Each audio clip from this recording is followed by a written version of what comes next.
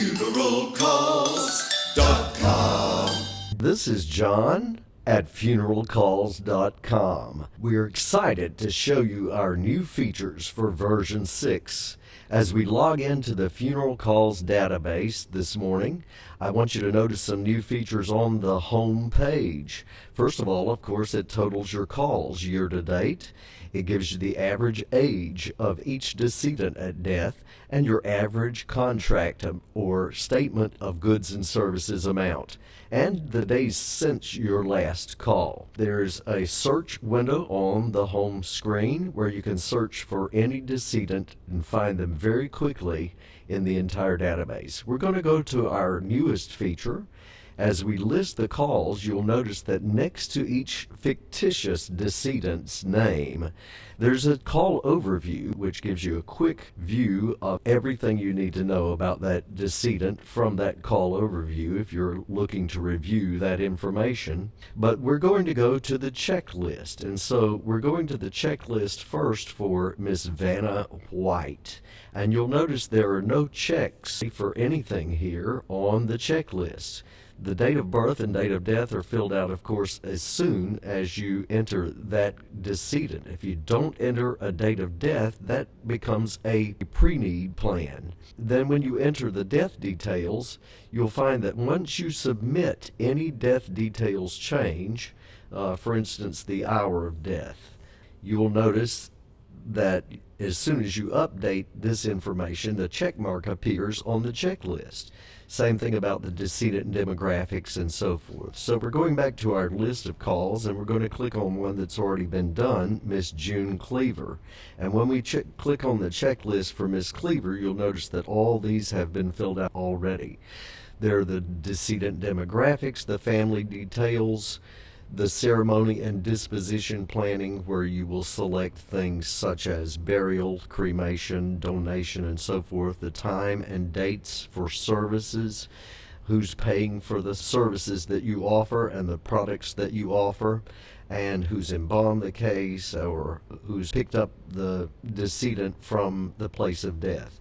You'll also find that there's embalming authorization forms, cremation authorization forms, and of course the Social Security form that is submitted by you to the local Social Security office as the statement of death. And it fills all this information in for you automatically. Once you enter it once in the database, it's all there for you. Veteran status is there as well. Here's what's new.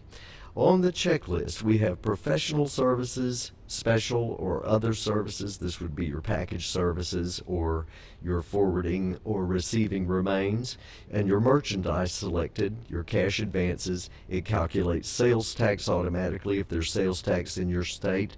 And let's just look through these screens. You will copy and paste from your current GPL, which appears on the right-hand side, or you can type it in and submit the selected professional services. It totals it up for you, and you'll see the total on the right-hand side of the screen.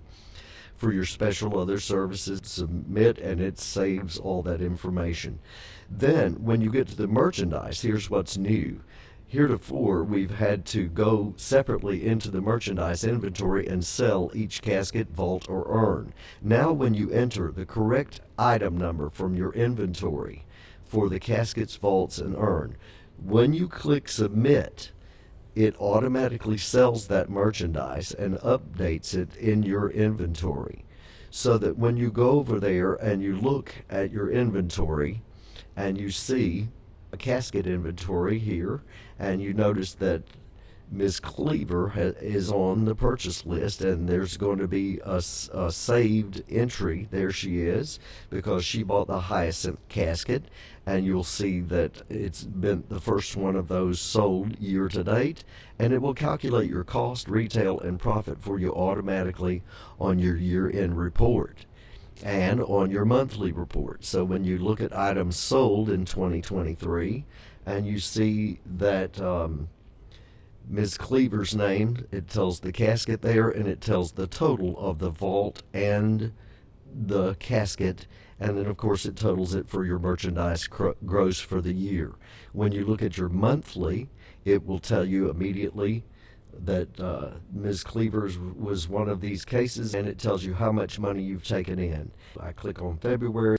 It tells you exactly what her statement was, the discount applied, the total received, the balance due, and it gives you your totals for that month. Back to the checklist, because this is really important. Once you enter these fees, immediately you can click on a statement, of course, and that statement of goods and services can be customized, any format, any page size, any columns. We can achieve that with our software with your logo at the top, and immediately it totals everything on that statement and gives you a complete total, and it will also give you the amounts that have been paid by insurance that you've entered into the database as well. When you receive a payment on the account, you click that link and it will go immediately to the receive payment screen, and you can make notes to which account and then generate a receipt. And of course, this is customized to your funeral home. So these are the highlights of the new features of the checklist, and I hope you enjoy using it. Please contact me, John, at funeralcalls.com. Be glad to give you a free demo. You can try it before you buy it. Our software is the most reasonable software in the entire funeral industry, and we customize it completely for your funeral operation. Funeralcalls.com